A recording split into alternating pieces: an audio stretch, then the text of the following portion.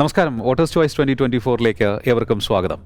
കഴിഞ്ഞ ദിവസം നമ്മൾ UDFിൻ്റെ കേരളത്തിലെ സാധ്യതകൾ, ലോക്സഭാ തിരഞ്ഞെടുപ്പിൽ അവരുടെ വെല്ലുവിളികൾ, അവർ നേരിടാൻ പോകുന്ന പ്രതിസന്ധികൾ, അതിനോടൊപ്പം തന്നെ അവർക്ക് കരുത്താകുന്ന കാര്യങ്ങൾ, ഇവയെല്ലാം തന്നെ നമ്മൾ ചർച്ച ചെയ്തു. ഇനിയും ഒട്ടേറെ മണ്ഡലങ്ങൾ ബാക്കിയുണ്ട്. ചർച്ച തുടരാം. നമുക്ക് അതിഥികളായി ഒപ്പം തുടരുകയാണ് അഡ്വക്കേറ്റ് A. ജയശങ്കർ, രാഷ്ട്രീയ നിരൂപകൻ, Kerala Kaumudi associate editor VS Rajesh, ഒപ്പം കേരള കൗമുദി ഡെപ്യൂട്ടി എഡിറ്ററും തിരുവനന്തപുരം ബ്യൂറോ ചീഫുമായ AC റെജി. മൂവർക്കും സ്വാഗതം. ചർച്ച തുടരാൻ നമുക്ക് UDFിനെ കുറിച്ച്, അവരുടെ ശക്തി ദൗർബല്യങ്ങളെക്കുറിച്ച്.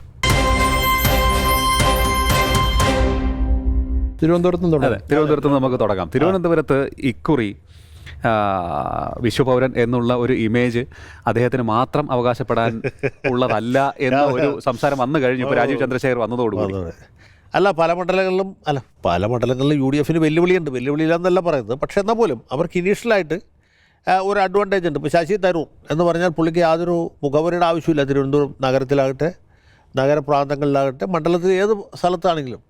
രാജീവ് ചന്ദ്രശേഖർ എന്ന് പറഞ്ഞാൽ പറഞ്ഞ് പരിചയപ്പെടുത്തേണ്ടവർ. നേരെ മറിച്ച് ഇദ്ദേഹത്തിന് യാതൊരു മുഖവരയുടെ ആവശ്യമില്ല. ഡോക്ടർ ശശി തരൂർ എന്ന് വെച്ചാൽ ആരാണ്, എന്താണ് പുള്ളി എന്നുള്ളത് യാതൊരു മുഖവര വേണ്ട. അടൂർ പ്രകാശാണെങ്കിൽ അത്രയും കൂടി വേണ്ട. അദ്ദേഹം ഇതിനൊക്കെ പോകുന്ന ആളാണ്. തിരുവനന്തപുരത്തിലേക്ക് വന്നാൽ അദ്ദേഹം ഒരു ഫ്രഷ് കാൻഡിഡേറ്റ് ആണ്, രാജീവ് ചന്ദ്രശേഖർ. ശശി തരൂരിനുള്ള ക്രെഡൻഷ്യൽസിൽ പലതും ഇദ്ദേഹത്തിനും ഉണ്ട്. മന്ത്രി എന്നുള്ള നിലയിൽ അദ്ദേഹത്തിന് ഒരുപാട് കാര്യങ്ങൾ ചെയ്യാൻ പറ്റും. ജയിച്ചാൽ ഒരു കേന്ദ്രമന്ത്രിയാണ് തിരുവനന്തപുരത്തിന് കിട്ടാൻ പോകുന്നത് എന്ന് പറഞ്ഞ ഒരു നരേഷനും ഇവർ വെക്കുന്നുണ്ട്. സ്വാഭാവികമായിട്ട് വരുമല്ലോ. അത് രാജഗോപാൽ മത്സരിച്ചപ്പോഴും ഉണ്ടായിരുന്നു. രാജഗോപാൽ ജയിച്ചാൽ കേന്ദ്രമന്ത്രി ആകും എന്നുള്ളത് ഉറപ്പുമായിരുന്നു. അദ്ദേഹം നേരത്തെ സഹമന്ത്രിയായിരുന്ന ആളാണ്. കേന്ദ്രമന്ത്രി, ക്യാബിനറ്റ് മിനിസ്റ്റർ തന്നെ ആകാൻ സാധ്യതയുള്ള ആളായിരുന്നു രാജഗോപാൽ. അല്ല, അന്ന് ജയിക്കുന്ന ഒരു സിറ്റുവേഷൻ ജയത്തിൻ്റെ തൊട്ടടുത്ത് വരെ എത്തുകയും ചെയ്തു. ഞാൻ പറഞ്ഞത് അതൊക്കെ ഏത് മണ്ഡലത്തിലും പോകാവുന്ന കാര്യങ്ങൾ തന്നെയാണ്. പക്ഷേ ശശി തരൂരിനാണ് എഡ്ജ് ഉള്ളത്. അല്ല, ശശി തരൂരിൻ്റെ ഒരു ഡെഫിനറ്റ് അഡ്വാൻറ്റേജ് എന്ന് വെച്ചാൽ പുള്ളി കഴിഞ്ഞ 15 കൊല്ലമായിട്ട് ഇവിടെ MP ആയിരിക്കുന്നു.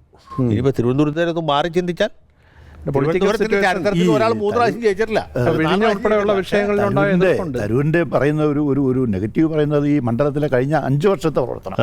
കഴിഞ്ഞ 5 വർഷം പുള്ളി മണ്ഡലത്തെ കാര്യമായി ശ്രദ്ധിച്ചില്ലെന്നും വികസന കാര്യങ്ങളിൽ ഇടപെട്ടില്ല എന്നുള്ളൊരു ആരോപണമുണ്ട്. പുള്ളി അതിന് കൗണ്ടർ ചെയ്യുന്നുമുണ്ട്. വിഴിഞ്ഞ ഉൾപ്പെടെയുള്ള പദ്ധതികളുടെ കാര്യത്തിൽ പുള്ളി പറയും. അതെങ്ങനെയാണ് അതൊരു അത് പല ഫാക്ടേഴ്സിനെ ആശ്രയിച്ചിരിക്കും. പിന്നെ എതിരാളി ആരാണെന്നുള്ളത് ഒരു പ്രധാന ഘടകമാണ്.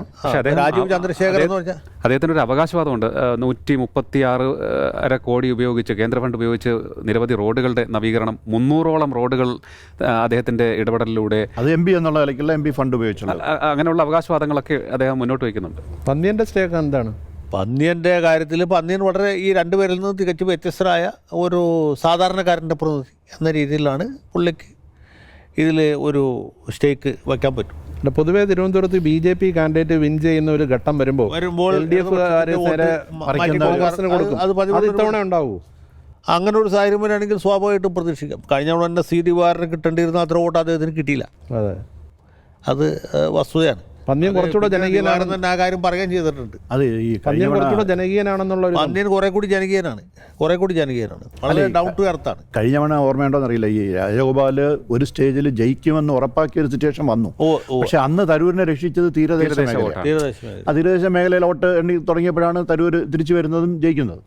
പക്ഷെ ഇത്തവണ ആ മേഖലയിലെ വോട്ടർമാരുടെ ഇടയിൽ ചില ഒരു അസ്വസ്ഥതകളുണ്ട്, എതിർപ്പുണ്ടെന്ന് പറയുന്നുണ്ട്. അതെങ്ങനെ BJPയെ സഹായിക്കാൻ സാധ്യതയുണ്ടോ? അല്ല, അത് BJPയെ സഹായിക്കുമോ LDFിനെ സഹായിക്കുമോ, വോട്ടുകൾ എങ്ങോട്ട് മാറും എന്നുള്ള പല ഘടകങ്ങളെ ആശ്രയിച്ചിരിക്കും. പിന്നെ ഈ വോട്ട് ട്രാൻസ്ഫർ ചെയ്യുന്നതൊക്കെ ഒരു ചെറിയ പരിധി വരെ സഹായിക്കുള്ളൂ. അതെ.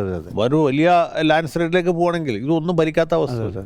ഈ UDFിന്റെ ഒരു വോട്ട് ബാങ്ക് തന്നെയാണ് നാടാർ വോട്ട്. അതെ, അവരിപ്പോൾ സ്വന്തം സ്ഥാനാർത്ഥിയെ നിർത്തുമൊക്കെ പറഞ്ഞ് വാർത്താ സമ്മേളനം നടത്തിയിട്ടുണ്ട്. അത് വിലപേശലിന്റെ ഭാഗമായിരിക്കും, അതൊരു സീരിയസ് ആയിട്ട് ചെയ്തിട്ടുണ്ട്. തുടക്കത്തിൽ ഇതുപോലെ പല അവകാശവാദങ്ങളും ഒക്കെ വരും. പിന്നെ അടുത്ത ഘട്ടത്തിൽ ഇവരൊക്കെ തന്നെ അതാത് സ്ഥാനാർത്ഥികളുടെ പ്രചാരകരായിട്ട് വരും. ഇനി പ്രചാരകരായി വന്നതിന് ശേഷം ഇവരൊക്കെ വോട്ട് ചെയ്തുള്ളൂ വലിയ നിർബന്ധമുണ്ടോ? ഈ ഓരോ സമുദായ സംഘടനകളും ഇതുപോലെ പല വിധത്തിലുള്ള അവകാശവാദങ്ങളായിട്ട് ആദ്യം വരും. പിന്നെ അവർ അത്യാവശ്യം പൈസ കിട്ടി കഴിയുമ്പോൾ പിന്മാറും. അത് കഴിഞ്ഞ് അടുത്ത ഘട്ടത്തിൽ ഇവർ ഈ സ്ഥാനാർത്ഥിക്ക് വേണ്ടി നോട്ടീസ് അടിച്ചിറക്കിയെന്ന് പറഞ്ഞ് പിന്നെ പണം വാങ്ങിക്കും. അത് കഴിഞ്ഞിട്ട് ഇവർ ഈ പറഞ്ഞ നോട്ടീസ് അടിച്ച സ്ഥാനാർത്ഥിക്ക് വിപരീതമായിട്ട് വോട്ട് ചെയ്യും. അവിടെ നിന്നും കാശ് മേടിക്കും.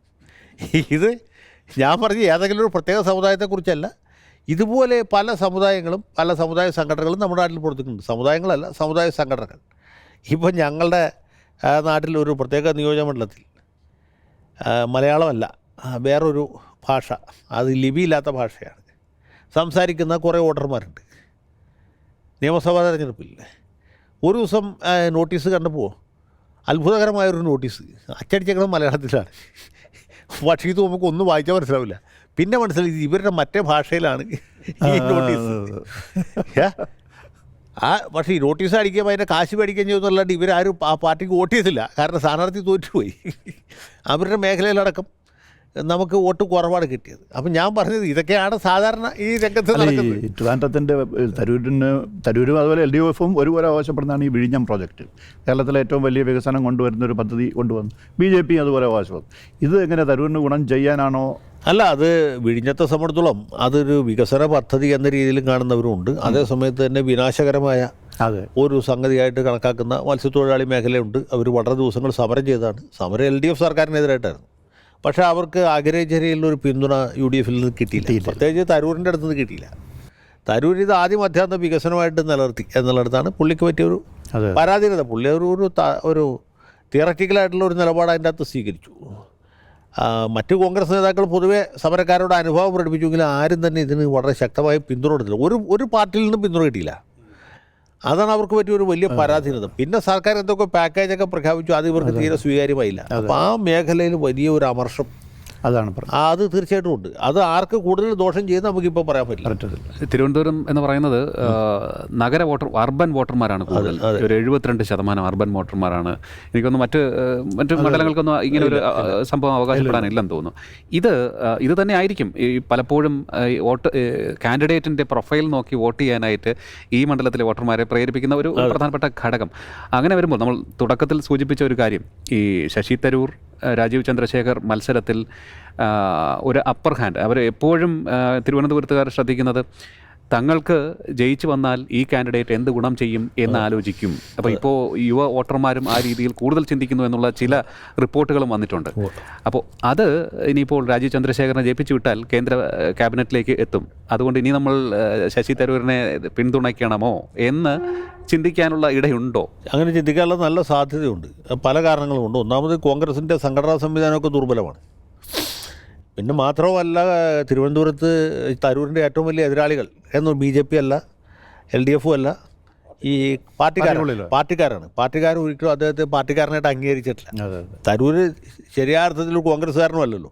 അതേ KSUവിൽ കൂടിയോ അല്ലെങ്കിൽ യൂത്ത് കോൺഗ്രസിൽ കൂടിയോ സേവാദളിൽ കൂടിയോ വന്ന ആളല്ല. പുള്ളി കോൺഗ്രസ് പാർട്ടി സ്പോൺസർ ചെയ്ത ഒരു ബുദ്ധിജീവിയാണ്. പക്ഷേ തിരുവനന്തപുരം പോലെ ഒരു നഗരമണ്ഡലത്തിൽ അദ്ദേഹത്തിന് വലിയ സ്വീകാര്യത കിട്ടിയത് അദ്ദേഹത്തിൻ്റെ നമ്മൾ നേരത്തെ പറഞ്ഞ സർവ്വതോമുഖമായ കഴിവുകൾ പരിഗണിച്ചിട്ടാണ്. അപ്പോൾ ഇതിപ്പോൾ 15 കൊല്ലമായി. സ്വാഭാവികമായിട്ട് ജനങ്ങൾക്ക് കുറേ കാലമായല്ലോ എന്ന ഒരു ചിന്താഗതി വേണമെങ്കിലും ഉണ്ടാകാം. കാളിദാസനും കാലത്തിൻ്റെ ദാസനെന്ന് പറഞ്ഞ പോലെ ഈ കാലം എന്നൊരു വലിയ ഘടകമല്ലേ. അപ്പോൾ അങ്ങനെ നോക്കുമ്പോൾ തരൂർ ഇപ്പോൾ കുറേ നാളായല്ലോ, ഇനി നമുക്കൊന്ന് മാറ്റി പിടിക്കാം എന്ന് സാധാരണക്കാർ വിചാരിച്ചാണ് പിന്നെ രക്ഷയില്ല. വോട്ടർമാരുടെ മനസ്സ് നമുക്ക് പറയാം. വോട്ടർമാരുടെ മനസ്സ് ആർക്കും പറയാൻ പറ്റില്ല. പൊളിറ്റിക്സിനപ്പുറം നിൽക്കുന്നതാണ് തിരുവനന്തപുരത്തിന്റെ മനസ്സ്. പൊളിറ്റിക്സിനേക്കാൾ പ്രധാനപ്പെട്ട മറ്റ് പല കാര്യങ്ങളും തിരുവനന്തപുരത്ത് ആലോചിക്കും. ഇപ്പോൾ ഇന്ദിരാ തരംഗം ആഞ്ഞടിച്ച 1971 തെരഞ്ഞെടുപ്പ്. 71 ഇന്ദിരാ തരംഗം, ബാങ്ക് ദേശാൽക്കരണം, പ്രിവി പേഴ്സ് നിർത്തലാക്കലും കഴിഞ്ഞ് നടന്നുള്ള തെരഞ്ഞെടുപ്പാണ്. ആ തെരഞ്ഞെടുപ്പിൽ കേരളത്തിൽ AKG കാസർഗോഡ് നിന്ന് തോറ്റുപോകുമെന്ന് മനസ്സിലാക്കിയിട്ട് പാലക്കാട്ടേക്ക് മാറിയ തെരഞ്ഞെടുപ്പാണ്. വേറെ ചെറിയ ആളല്ല, AKG പാലക്കാട്ട് നിന്ന് കാസർഗോഡ് പോയി മത്സരിച്ച് തോറ്റ ആൾ ചെറിയ ആളൊന്നുമില്ല, EK നായനാരായിരുന്നു. ആ തെരഞ്ഞെടുപ്പിൽ തിരുവനന്തപുരത്ത് ഈ മാർക്സിസ്റ്റ് പിന്തുണയോടെ മത്സരിച്ച VK കൃഷ്ണമേനോൻ വിജയിച്ചു എന്നുള്ളതാണ്. അത് അത്ഭുതകരമായ വിജയമാണ്. അതുകൊണ്ട് തിരുവനന്തപുരത്തിൻ്റെ ഒരു നഗര മനസ്സ് നമുക്ക് പ്രവചിക്കാം. അന്നാ വിജയത്തിൽ കേരള കൗമുദിക്കും കേരളകൗമുദി വലിയ പിന്തുണ കൊടുത്തു. പത്രാധിപർ സുകുമാരനായിരുന്നു ഈ VK കൃഷ്ണമേനോൻ്റെ ഒരു പ്രധാനപ്പെട്ട പ്രചാരകൻ. അതൊക്കെ ശരിയാണ്. ഞാൻ പറഞ്ഞത് ആ രീതിയിൽ തിരുവനന്തപുരത്തുകാർ ചിന്തിക്കും. അവരുടെ ചിന്ത വേറെ വഴിക്ക് പോവാം. കാരണം ഇത് സർക്കാർ ഉദ്യോഗസ്ഥരും അതുപോലെ വളരെ വിദ്യാസമ്പന്നരായ ചെറുപ്പക്കാരും അങ്ങനെ ഒരു എൻലൈറ്റൻഡ് ഇലക്ടറേറ്റുള്ള സ്ഥലമാണ് തിരുവനന്തപുരം. നമുക്ക് ആറ്റിങ്ങലിലേക്ക് വരുമ്പോൾ ആറ്റിങ്ങലിലേക്ക് വന്നാൽ എനിക്ക് തോന്നുന്നില്ല. അടൂർ പ്രകാശ് വളരെ ശക്തമായ നിലയിലാണ്. കാരണം പക്ഷേ മണ്ഡലം ഒരു ഇടതുപക്ഷ സ്വഭാവമുള്ള മണ്ഡലമാണെങ്കിൽ പോലും അടൂർ പ്രകാശ് വളരെ ശക്തനായ ഒരു സ്ഥാനാർത്ഥിയാണ്. അദ്ദേഹം ഇന്നുവരെ ഒരു തെരഞ്ഞെടുപ്പിൽ തോറ്റിട്ടില്ല. ഇനിയിപ്പോൾ ഈ തെരഞ്ഞെടുപ്പിൽ തോക്കില്ല എന്നല്ല ഞാൻ പറഞ്ഞത്. പക്ഷേ സാധാരണ ഇതിൽ അടൂർ പ്രകാശിനെ പോലുള്ള സ്ഥാനാർത്ഥികളെ തോൽപ്പിക്കാൻ പറ്റില്ല. പണ്ട് ഈ അടൂർ മത്സരിക്കുമ്പോൾ തിരുവഞ്ചൂർ രാധാകൃഷ്ണൻ തോൽപ്പിക്കാൻ പറ്റാത്ത പോലെ, കോന്നിയിൽ അടൂർ പ്രകാശിനെ തോൽപ്പിക്കാൻ പറ്റാത്ത പോലെ, പറവൂർ വി ഡി സതീശനെ തോൽപ്പിക്കാൻ പറ്റാത്ത പോലെ, മാവേലിക്കരയിൽ മത്സരിച്ചപ്പോൾ എം മുരളിയെ തോൽപ്പിക്കാൻ പറ്റാത്ത പോലെ. കാരണം അവർ ഈ കമ്മ്യൂണിസ്റ്റ് പ്രാമുഖ്യമുള്ള മണ്ഡലങ്ങളിൽ ഇങ്ങനെയുള്ള ചില കോൺഗ്രസ്സുകാർ വന്ന് പെട്ടാൽ മാവുമ്പോൾ ഇത്തിക്കണ്ണി കാരണം പോലെയാണ്. പിന്നെ മാവ് ഉണങ്ങിപ്പോയാലല്ലാതെ ഇത്തിക്കണ്ണി പോകില്ല. അതുപോലത്തെ ഒരു ഇത്തിക്കണ്ണി എന്ന് ഞാൻ പറയുന്നില്ല, അതുപോലത്തെ ഒരു സ്ഥാനാർത്ഥിയാണ് അടൂർ പ്രകാശ്. തെരഞ്ഞെടുപ്പ് മാനേജ്മെൻറ്റിൽ ഇദ്ദേഹത്തിനുള്ള വൈഭവം ഭയങ്കരമാണ്. പിന്നെ സാക്ഷാൽ കമ്മ്യൂണിസ്റ്റുകാർ വരെ അരിവാൾ വിഴുങ്ങിയിട്ട് ജനിക്കുന്ന ചില ആൾക്കാരില്ലേ, അവർ വരെ വോട്ട് ചെയ്യുന്ന സമയത്ത് കൈ അറിയാതെ ഇദ്ദേഹത്തിൻ്റെ ചിഹ്നത്തിലേക്ക് പോകും. അങ്ങനെ ഒരു പ്രശ്നമുണ്ട്. പിന്നെ സാമുദായികമായിട്ടും പുള്ളിക്ക് വേറെ തരത്തിലുള്ള പിന്തുണയുണ്ട്. മറ്റ് ഈ സാധാരണ വെള്ളാപ്പള്ളി നടേശൻ പറയുന്ന ഒരു കാര്യമുണ്ടല്ലോ, എല്ലാ സമുദായക്കാരും ജാതി നോക്കി വോട്ട് ചെയ്യും, ഈഴവർ മാത്രം ചിഹ്നം നോക്കി വോട്ട് ചെയ്യും. അങ്ങനെ ചിഹ്നം നോക്കാതെ വോട്ട് ചെയ്യുന്ന ഒരു സ്ഥാനാർത്ഥിയാണ് അടൂർ പ്രകാശ്. ഒരുപക്ഷെ കേരളത്തിൽ അദ്ദേഹത്തെ പോലെ അദ്ദേഹം മാത്രം ഉണ്ടാവും. അല്ല, ജോയി മോശക്കാരനൊന്നുമല്ല, പക്ഷേ എത്ര വലിയ ഫൈറ്റ് ചെയ്താലും വി മുരളീധരനും ശക്തമായിട്ടും ഉണ്ട്. അപ്പോൾ ട്രയാങ്കുലർ ഫൈറ്റിലേക്ക് പോകും. അത് ഞാൻ പറഞ്ഞത് ഈ വലിയ ഒരു ഗംഭീരമായ മത്സരം തന്നെ വർക്കലയിൽ അല്ല, നമ്മുടെ ആറ്റിങ്ങൾ നടക്കുന്നതിൽ സംശയമൊന്നും. മുസ്ലിം വോട്ടും നല്ല മുസ്ലിം വോട്ടുമുണ്ട്. ഈഴവ കഴിഞ്ഞാൽ പിന്നെ മുസ്ലിം വോട്ടുകൾ ധാരാളമായിട്ടുള്ള സ്ഥലം. വി മുരളീധരൻ കഴിഞ്ഞ 5 വർഷമായിട്ട് ആ മണ്ഡലത്തിൽ പല വി മുരളീധരൻ 5 കൊല്ലമായിട്ടല്ല, അതിന് മുമ്പ് തൊട്ട് അദ്ദേഹം കഴക്കൂട്ടത്ത് മത്സരിക്കാൻ ആഗ്രഹിച്ചിരുന്നു നിയമസഭയ്ക്ക്. അപ്പോൾ അതിൻ്റെ ഭാഗമായിട്ടും അവിടെ പുള്ളി കാര്യമായിട്ടുണ്ടായിരുന്നു. ഇവിടെ നമ്മുടെ ലോ അക്കാഡമിയിൽ സമരം നടക്കുന്ന സമയത്ത് അക്കാഡമി വിദ്യാർത്ഥികൾക്ക് വേണ്ടിയിട്ട് ഇദ്ദേഹം ഉപവാസം നടത്തി ഞാൻ ഓർക്കിട്ട്. അവനിപ്പോൾ കൊല്ലത്തേക്ക് വന്നാൽ എങ്ങനെയാണ്? കൊല്ലത്തേക്ക് വന്നാലും ഇതുപോലെ തന്നെ എൽ ഡി എഫിൻ്റെ സ്ഥാനാർത്ഥികൾ പൊതുവെ ഇമ്പ്രസീവ് അല്ല, തെക്കൻ കേരളത്തിൽ പ്രത്യേകിച്ചും. നടനാണെന്നുള്ളൊരു അഡ്വാൻറ്റേജ് ആണ് അവിടെ ശരിക്കും ഉള്ളത്. അതായത് 2 തവണ VM സുധീറിനെതിരായിട്ട് ശക്തരായ സ്ഥാനാർത്ഥികളെ നിർത്തി തോറ്റുപോയി കഴിഞ്ഞപ്പോൾ 3-ാമത്തെ അംഗത്തിൽ മുരളിയെ മത്സരിപ്പിച്ചു എന്ന് പറഞ്ഞ പോലെ ഇപ്പോൾ ഏതാണ്ട് VM സുധീറിൻ്റെ ലെവലിൽ പ്രേമേന്ദ്രൻ എത്തിയിരിക്കുകയാണ്. പക്ഷേ യഥാർത്ഥ LDF-കാർ അതൊരു ഘടകമാണ്. അതെ അതെ അതെ. LDF എന്ന് പറഞ്ഞാൽ നമ്മൾ നോക്കുമ്പോൾ ആരാ ശരിക്കുള്ള ഇടതുപക്ഷാരാ? പ്രേമേന്ദ്രനാണ്, മുകേഷാണ്. അപ്പോൾ ഒരു സാധാരണ LDF-കാരനെ സംബന്ധിച്ചുള്ള അവൻ്റെ ഹൃദയത്തിലുള്ള ഒരു സ്ഥാനാർത്ഥി മാത്രമല്ല, പാർലമെൻറ്റിൽ ഏറ്റവും ഘടകമല്ലേ, പാർലമെൻറ്റിൽ പോകാനല്ലേ. പിന്നെ പാർലമെന്റിൽ പുള്ളിക്ക് നല്ലൊരു ഇമേജ്, നല്ലൊരു MP എന്നുള്ള നിലയ്ക്ക് നല്ലൊരു പ്രതിച്ഛായയുള്ളൊരു MP ആണ് പാർലമെന്റിൽ. പ്രധാനമന്ത്രി വരെ വിളിച്ച്, പ്രധാനമന്ത്രി മാത്രമല്ല പൊതുവെ ആ രീതിയിൽ. ഇപ്പോൾ പ്രതിപക്ഷ നേതാവ് അധീർ രഞ്ജൻ ചൗധരി ആണെങ്കിലും അവിടെ ഈ പ്രതിപക്ഷ നേതാവിൻ്റെ ശരിക്കുള്ള ജോലി ചെയ്യുന്നത് ഇദ്ദേഹമാണ്. പുള്ളിക്ക് പാർലമെൻ്ററി പ്രൊസീജിയർ നന്നായിട്ടറിയാം, ചട്ടങ്ങളൊക്കെ നന്നായിട്ടറിയാം, അത് കൃത്യമായിട്ട് ഉപയോഗിക്കാനറിയാം, അതിനുള്ള ഭാഷാ സ്വാധീനമുണ്ട്. ഇതെല്ലാം വേണമല്ലോ. പുള്ളിക്കെതിരെയുള്ള പ്രചരണം പുള്ളി ജയിച്ചാൽ BJP പോകുമെന്നുള്ള അത് എല്ലാ തവണയുള്ള പ്രചരണമാണ്. മറ്റ് ചികിത്സകൾ ഫലിക്കാതെ വരുമ്പോൾ കാളം നെല്ലായി എന്ന് പറഞ്ഞ പോലെ. കഴിഞ്ഞ പിന്നെ പിണറായിയുടെ ഒരു ചെറിയ സഹായം കൂടെ ഉണ്ടായിരുന്നു. അതെ, ഇത്തവണയും പിണറായി പുള്ളിയെ സഹായിക്കും. സത്യത്തിൽ ഇവർ തമ്മിലൊരു അന്തർധാര ഉണ്ടോ എന്ന് എനിക്ക് ആവശ്യമുണ്ട്. ഓരോ തെരഞ്ഞെടുപ്പ് പിണറായി വിജയൻ കൊല്ലത്ത് പോയിട്ട് പ്രേമേന്ദ്രനെ കുറിച്ച് എന്തെങ്കിലും ഒന്ന് പറയും. അപ്പം മറന്നു കിടന്നിരുന്ന ആൾക്കാർ കൂടി എഴുന്നേറ്റ് വന്നിട്ട് പുള്ളിക്ക് വോട്ട് ചെയ്യും. പക്ഷേ രാഷ്ട്രീയമായിട്ട് കൊല്ലം ഒരു വലിയ ഇടതുപക്ഷ മണ്ഡലമാണ്. അതെ, ആറ്റിങ്ങിലും അതെ, കൊല്ലവും അതെ, അടിസ്ഥാനപരമായിട്ട് ഇടതുപക്ഷ സ്വഭാവമുള്ള മണ്ഡലമാണ്. അതെ. പത്തനംതിട്ട എങ്ങനെയാണ്? പത്തനംതിട്ടയിൽ ഈ പറഞ്ഞ പോലെ തോമസ് ഐസക്ക് നല്ല സ്ഥാനാർത്ഥിയാണ്. പക്ഷേ കുഴപ്പം അദ്ദേഹത്തെ ആലപ്പുഴയിലോ കൊല്ലത്തോ എവിടെയെങ്കിലുമാണ് ഫീൽഡ് ചെയ്യേണ്ടിയിരുന്നത്. അതിന് പകരം പത്തനംതിട്ടയിൽ അവതരിപ്പിച്ചു എന്നുള്ളിടത്താണ് സ്ട്രാറ്റജിക് ആയിട്ടുള്ള ഒരു ബ്ലണ്ടർ. അതെ. ശരിയായ സ്ഥാനാർത്ഥിയെ തെറ്റായ മണ്ഡലത്തിൽ മത്സരിപ്പിച്ചു. ആൻ്റണി ആണെങ്കിൽ ജനങ്ങൾ പൊതുവെ ഇഷ്ടപ്പെടാത്ത ഒരു ആളാണ്. ഈ UDF സ്ഥാനാർത്ഥികളിൽ ഏറ്റവും ജനപ്രീതി കുറഞ്ഞ അല്ലെങ്കിൽ ജനങ്ങളെ വെറുപ്പിച്ച 2 പേരും, ഒരാൾ കുടിക്കുന്നിൽ സുരേഷും, മറ്റത് ആൻ്റണിയാണ്. പക്ഷേ ആൻ്റണിക്ക് സഭയുടെ പിന്തുണയുണ്ട്. സഭയുടെ പിന്തുണയുണ്ട്. പിന്നെ പുള്ളിക്ക് അവിടെ പലതരത്തിലുള്ള അഡ്വാൻറ്റേജസും രാഷ്ട്രീയമായിട്ട് അത് പത്തനംതിട്ട ഒരു വലിയ UDF മണ്ഡലമാണ്.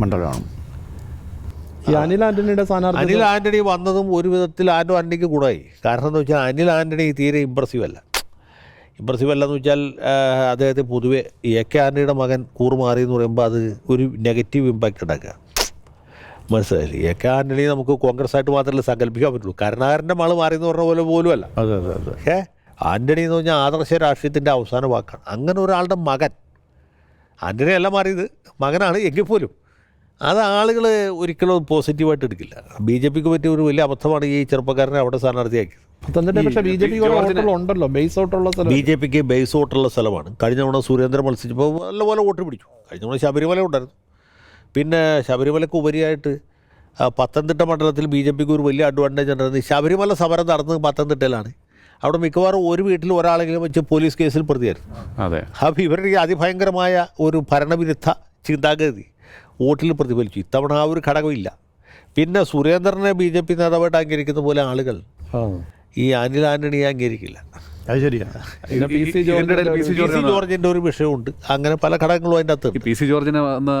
PC ജോർജിന്റെ ഒരു എതിർപ്പ് സമ്പാദിക്കുകയാണ് ചെയ്തതെന്ന് വേണമെങ്കിൽ നമുക്ക് എന്ത് വേണമെങ്കിൽ പറയാം. അത് UDF ഗുണം ചെയ്യുമോ? അല്ല, അതടക്കമുള്ള ഘടകങ്ങൾ ഈ PC ജോർജും ആന്റണി തമ്മിലുള്ള ബന്ധം വളരെ മോശമാണ്. അതെ അതെ വളരെ മോശമാണ്. അത് ഇവരെ എല്ലാവരും UDF സമയത്ത് പോലും അത് വളരെ മോശമാണ്. പക്ഷേ ആന്റണിക്ക് ആത്യന്തികമായിട്ട് കിട്ടുന്നൊരു ഗുണം ഇതാണ്. മണ്ഡലം പത്തനംതിട്ടയാണ്. പത്തനംതിട്ട ഒരു വലിയ UDF കോട്ടയാണ്. അതിപ്പോൾ അതേ ഗുണം തന്നെ ഡി കുര്യാക്കോസിന് ഇടുക്കിയിലും, ഫ്രാൻസിസ് ജോർജിന് കോട്ടയത്തും, ഹൈബി ഈഡന് എറണാകുളത്തും. മധ്യകേരളത്തിൻ്റെ ഒരു വലിയ പ്രത്യേകത ഇതാണ്, ഈ ക്രിസ്ത്യൻ ബെൽറ്റ് എന്ന് കോട്ടയത്തോട് ചേർന്ന 2 കോൺസ്റ്റിറ്റ്യുവൻസി ഇതിൽ വരും, പത്തനംതിട്ടയിൽ വരെയും ചെയ്യും. കോട്ടയം ജില്ലയിലെ കാഞ്ഞിരപ്പള്ളിയും പൂഞ്ഞാറും. അപ്പോൾ നമ്മൾ പത്തനംതിട്ടയിൽ ശേഷം തൊട്ടടുത്ത മാവേലിക്കരയിലേക്ക് പോകാം. പത്തനംതിട്ടയിൽ എന്തായാലും ജനപ്രീതി കുറവാണെങ്കിലും ജയിക്കാനുള്ള സാധ്യത UDF പറഞ്ഞു. മാവേലിക്കരയിൽ അതികായനാണ് UDF സ്ഥാനാർത്ഥി. കൊടിക്കുന്നിൽ സുരേഷിനും തുല്യ നിലയിൽ തന്നെ ജനങ്ങളുടെ ഭാഗത്തുനിന്ന് വലിയ വിപ്രതിപത്തിയുണ്ട്. അതൊരു ഘടകം തന്നെയാണ് തീർച്ചയായിട്ടും. ആളുകളെ വെറുപ്പിക്കുക എന്ന് പറയുന്നത് മാത്രമല്ല, ഇദ്ദേഹം പലതവണയായിട്ട് ഇങ്ങനെ ജയിച്ചുകൊണ്ടിരിക്കുന്നതാണ്. ഇത് അടൂരായിരുന്നപ്പോൾ അടൂരിൽ നിന്ന് ജയിച്ചു, പിന്നെ മാവേലിക്കരയപ്പോൾ മാവേലിക്കരയിൽ നിന്ന് ജയിക്കുന്നു. പിന്നെ ഈ മണ്ഡലത്തിൻ്റെ ഒരു പ്രത്യേകത എന്ന് വെച്ചാൽ അങ്ങ് ആര്യങ്കാവ് മുതൽക്ക് ഇവിടെ ചങ്ങനാശ്ശേരിയുടെ ഈ കോട്ടയത്തിൻ്റെ പടിവാതിൽ വരെ നീണ്ടു കിടക്കുന്ന ഒരു പ്രദേശമാണ്. സാധാരണ രീതിയിൽ ഒരു സ്ഥാനാർത്ഥിക്ക് എത്തിപ്പിടിക്കുക അത്ര എളുപ്പമല്ല. കൊടിക്കുന്നിലിന് ഒരു അഡ്വാൻറ്റേജ് ഉള്ളത്, ഒന്ന് പണത്തിന് ബുദ്ധിമുട്ടില്ല. സാധാരണ ഈ പട്ടികജാതി സംവരണ മണ്ഡലങ്ങളിൽ മത്സരിക്കുന്ന സ്ഥാനാർത്ഥികൾക്ക്, പ്രത്യേകിച്ച് കോൺഗ്രസ് സ്ഥാനാർത്ഥികൾക്ക് വരുന്ന ഒരു വലിയ ദുര്യോഗം എന്ന് പറയുന്നത് പൈസ ഉണ്ടാവില്ല. ഈ ആക്രാന്തക്കാരായ പ്രാദേശിക നേതാക്കളെയും പ്രവർത്തകരെയൊക്കെ മേച്ചുകൊണ്ട് നടക്കണമല്ലോ, അത് വലിയ ബുദ്ധിമുട്ടാണ്. അപ്പോൾ അങ്ങനെയാണ് ഈ മണ്ഡലങ്ങൾ സാധാരണ നഷ്ടപ്പെട്ടു പോകാറ്. ഇപ്പോൾ ഇദ്ദേഹത്തിന് അങ്ങനെ ഒരു ബുദ്ധിമുട്ടില്ല. പുള്ളിക്ക് എല്ലാവരുമായിട്ടും നല്ല ബന്ധമുണ്ട്, പണമുണ്ട്. പിന്നെ AICCയുടെ ഒരു പ്രധാനപ്പെട്ട ആളായതുകൊണ്ട് ആ രീതിയിലൊരു സ്വീകാര്യത, അംഗീകാരം. അതെ, പാർലമെൻറ്റിലെ ഒരു സ്ഥിര സാന്നിധ്യമാണ്. അപ്പോൾ ഡൽഹിയിൽ നിന്നാണെങ്കിലും ഫണ്ട് കിട്ടാൻ ബുദ്ധിമുട്ടുണ്ടാവില്ല. പിന്നെ വേറൊരു സൗകര്യം എന്ന് പറയുന്നത് മതമേലധ്യക്ഷന്മാരുമായിട്ട്, സമുദായ നേതാക്കന്മാരുമായിട്ട് പുള്ളിക്കുള്ള അടുത്ത ബന്ധമാണ്. ഇപ്പോൾ പരിശുദ്ധ കാതോലിക്ക ബാബയും പുള്ളിയുടെ ആളായിരിക്കും, ശ്രേഷ്ഠ കാതോലിക്ക ബാബയും പുള്ളിയുടെ ആളായിരിക്കും. പെരുന്നയിൽ ചെന്നാൽ അദ്ദേഹത്തിനൊരു സീറ്റുണ്ട്, കണിച്ചുകുളങ്ങര പോയാലും പുള്ളിക്കൊരു സീറ്റുണ്ട്. അപ്പോൾ ഇങ്ങനെ സംഘടിത സമുദായങ്ങളുടെയൊക്കെ ഒരു പിന്തുണ പുള്ളിക്ക് ആർജിക്കാൻ കഴിയും. അതാണ് പുള്ളിയുടെ. പിന്നെ മറുഭാഗത്ത് വരുന്ന സ്ഥാനാർത്ഥി എന്ന് ഇപ്പോൾ പുതുമുഖ സ്ഥാനാർത്ഥിയാണ് അരുൺകുമാർ. അദ്ദേഹത്തെ അവതരിപ്പിക്കണം. ഞാൻ നേരത്തെ പറഞ്ഞുകൊണ്ട് അങ്ങ് പത്തനാപുരം മുതൽക്ക് ഇങ്ങ് ചങ്ങനാശ്ശേരി വരെയുള്ള വലിയ ഒരു ഭൂപ്രദേശത്ത്, ചെറിയൊരു സ്ഥലമല്ല, അത്തരം സ്ഥലത്ത് ഒരു സ്ഥാനാർത്ഥി ഇന്ന ആളാണ്, നമ്മുടെ ആളാണെന്ന് പുള്ളിയെ പറഞ്ഞ് ബോധ്യപ്പെടുത്തി ആളുകളിൽ നിന്ന് വോട്ട് പിടിക്കണം. പിന്നെ CPIക്ക് ആകുമ്പോൾ വേറെ ബുദ്ധിമുട്ട് കൂടിയുണ്ട്. ഈ പ്രവർത്തകർ നല്ല ഭാഗം CPM-കാരായിരിക്കും. അവരടുത്ത് CPM മത്സരിക്കുന്ന മണ്ഡലത്തിലേക്ക് പോകും. ഇപ്പോൾ ചങ്ങനാശ്ശേരിയിലുള്ള പ്രവർത്തകരാണ് അതിൻ്റെ അടുത്ത് തൊട്ടടുത്ത്. ഇപ്പോൾ ആലപ്പുഴ മണ്ഡലത്തിലേക്ക് വേണമെങ്കിൽ പോവാം. അത് നമുക്ക് മാവേലിക്കരയിൽ നിന്ന് കോട്ടയത്തേക്ക് പോകാൻ തോന്നുന്നു. കോട്ടയത്ത് തോമസ് ചാഴികാടൻ, ഫ്രാൻസിസ് ജോർജ് മത്സരത്തിൽ എങ്ങനെ ആയിരിക്കും നിൽക്കുക? കാരണം നേരത്തെ ഉണ്ടായിരുന്ന UDF ഭാഗത്ത് നിന്ന് മത്സരിച്ചു, UDF എല്ലാ സഹായവും എല്ലാ സഹകരണവും സ്വീകരിച്ചുകൊണ്ട് മത്സരിച്ച് ജയിച്ച ആൾ ഇപ്പോൾ ഇടത് ക്യാമ്പിലാണ്. അപ്പോൾ ഫ്രാൻസിസ് ജോർജ് എന്ന UDF സ്ഥാനാർത്ഥി വരുന്നു. അദ്ദേഹത്തിൻ്റെ ചിഹ്നത്തിന് പോലും ചില കൺഫ്യൂഷൻസ് ഉണ്ട്. ഇനിയിപ്പോൾ അവസാന നിമിഷം അപേക്ഷ കൊടുത്ത് ചിഹ്നം മേടിക്കേണ്ടതുണ്ട്. ഇത്രയും പ്രതികൂല സാഹചര്യത്തിൽ മത്സരിക്കുമ്പോൾ കോഴിക്കോട്ട് UDF എത്രത്തോളം കോട്ടയത്ത് എൻ്റെ ഒരു ഗുണം എന്ന് വെച്ചാൽ കോട്ടയം ഒരു UDF മണ്ഡലമാണ്. MLA-മാർ കുറച്ച് പേരൊക്കെ LDF-കാരായിരിക്കും. പക്ഷേ എന്നാൽ പോലും അടിസ്ഥാനപരമായിട്ട് UDF സ്വഭാവമുള്ള മണ്ഡലമാണ്. അതും പണ്ട് സുരേഷ് കുറുപ്പ് ജയിച്ചിരുന്ന കോട്ടയമല്ല. ഇപ്പോഴത്തെ കോട്ടയം എന്ന് പറയുന്നത് വലിയ ഒരു UDF കോട്ടയാണ്. പിറവം മുതൽക്ക് തുടങ്ങും. പിറവം, അതുപോലെ പാല, ആ പ്രദേശം അതിൻ്റെ അകത്ത് വരുന്നുണ്ട്.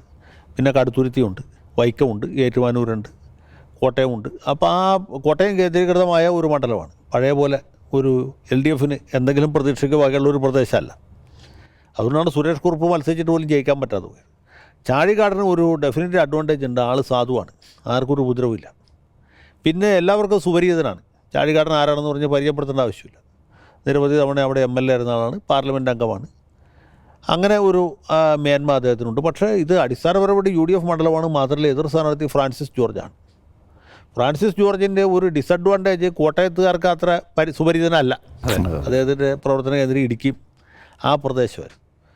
പക്ഷേ അത് ഒഴിച്ചാൽ പുള്ളി നല്ലൊരു സ്ഥാനാർത്ഥിയാണ്, ആർക്കും ആക്ഷേപമൊന്നും പറയാൻ പറ്റില്ല. പക്ഷേ ഈ കെ ജോർജിൻ്റെ മകൻ എന്നുള്ള ഒരു ഇമേജുണ്ട്. പിന്നെ രാഷ്ട്രീയമായിട്ട് UDF മേൽക്കൈയുള്ള മണ്ഡലം. പക്ഷേ ഈ രണ്ട് കേരള കോൺഗ്രസുകൾ ഏറ്റുമുട്ടുന്നു എന്നുള്ള അതെ, രണ്ട് കേരള കോൺഗ്രസ്സുകാർ ഏറ്റുമുട്ടുന്നു. എങ്ങനെ പോയാലും ഒരു കേരള കോൺഗ്രസ്സുകാരൻ പാർലമെൻറ്റ് ഉണ്ടാവും.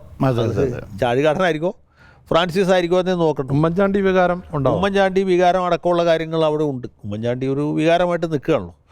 അതുകൂടാതെ മൊത്തത്തിൽ UDF അനുകൂലമായൊരു രാഷ്ട്രീയ സാഹചര്യം സംസ്ഥാനത്തുമുണ്ട്. അത് തീർച്ചയായിട്ടും കോട്ടയത്ത് മറ്റ് സ്ഥലങ്ങളെക്കാൾ കുറച്ച് കൂടുതലായിട്ടുമുണ്ട്. അപ്പോൾ അവിടെ പ്രതിഫലിക്കും ഉറപ്പായിട്ടും. അവിടെ പ്രതിഫലിക്കാൻ തന്നെയാണ് സാധ്യത. പിന്നെ ഒരു മാർക്സിസ്റ്റ് സ്ഥാനാർത്ഥിക്ക് വേണ്ടി ചെയ്യുന്ന പോലെ മാർക്സിസ്റ്റുകാർ, സാധാരണ പ്രവർത്തകർ ഒരു കേരള കോൺഗ്രസ്സുകാരനെ വേണ്ടി ചെയ്യില്ല. അത് മാനസികമായിട്ട് ആന്തരികമായ ഒരു പ്രശ്നമായിട്ട് അത് വരും. അത് പൊതുവേ ഉള്ളൊരു സംഗതിയാണ്. ഒരു മാർക്സിസ്റ്റുകാരന് വേണ്ടി ചെയ്യുന്ന പോലെ കേരള കോൺഗ്രസ്, അത് മാണി ഗ്രൂപ്പുകാരന് വേണ്ടി, ജോസഫ് ഗ്രൂപ്പാണെങ്കിൽ പിന്നെ അവരെന്തെങ്കിലും ചെയ്തത്. അത് ഈ ആന്തരികമായ ഒരു പ്രശ്നം അവിടെ ഉണ്ട്. അതിപ്പോൾ പാലായിലും എല്ലാ സ്ഥലത്തും CPM-ഉം മാണി ഗ്രൂപ്പും തമ്മിലുണ്ട്. അവിടെ NDA സ്ഥാനാർത്ഥിയെ ഇതുവരെ പ്രഖ്യാപിച്ചിട്ടില്ല. NDA സ്ഥാനാർത്ഥിയെ പ്രഖ്യാപിച്ചിട്ടില്ല. ആ സ്ഥാനാർത്ഥി പ്രധാനമാണ്. കാരണം ആ വോട്ടുകൾ ഏത് രീതിയിൽ ഭിന്നിപ്പിക്കും. അത് NDA സ്ഥാനാർത്ഥി, പ്രത്യേകിച്ച് BDJS-ൻ്റെ സ്ഥാനാർത്ഥി വരുമ്പോൾ ഈ LDF-ൻ്റെ ഒരു ബാക്ക് ബോൺ എന്ന് പറയുന്നത് ഈഴവ സമുദായമാണ്. കോട്ടയത്ത് പ്രത്യേകിച്ചും പ്രത്യേകിച്ച് തിരുവാർപ്പ്, ഏറ്റുമാനൂർ, ആ പ്രദേശം, കുമരകം ഒക്കെ ഇവരുടെ ഒരു ശക്തി കേന്ദ്രമാണ്. അപ്പോൾ അതിലുണ്ടാക്കുന്ന ഭിന്നിപ്പ് അതും ആത്യന്തികമായിട്ട് ചാഴികാടനായിരിക്കും ദോഷം ചെയ്യും. അങ്ങനെ വരുമ്പോൾ ഫ്രാൻസിസ് ജോർജിന് ഒരു മേൽക്കൈയുണ്ട്. UDF-ൻ്റെ പൊതുവിലുള്ള സാധ്യതകളെക്കുറിച്ചും ശക്തി ദൗർബല്യങ്ങളെക്കുറിച്ചും ഒക്കെ നമ്മളിന്ന് ചർച്ച ചെയ്തു. കൂടാതെ തെക്കൻ കേരളത്തിലെ ഏതാനും മണ്ഡലങ്ങളെക്കുറിച്ച് നമ്മളിന്ന് സംസാരിച്ചു. ഈ എപ്പിസോഡ് ഇവിടെ പൂർത്തിയാക്കുകയാണ്. തുടരും UDF-ൻ്റെ കേരളത്തിലെ സാധ്യതകളെക്കുറിച്ചുള്ള വിലയിരുത്തലുമായി ഈ ചർച്ച അടുത്ത എപ്പിസോഡിൽ. ചർച്ചയിൽ പങ്കെടുത്ത അഡ്വക്കേറ്റ് ജയശങ്കർ, ഒപ്പം തന്നെ VS Rajesh, Keralakaumudi associate editor, Keralakaumudi deputy editor AC Reji, ഏവർക്കും നന്ദി.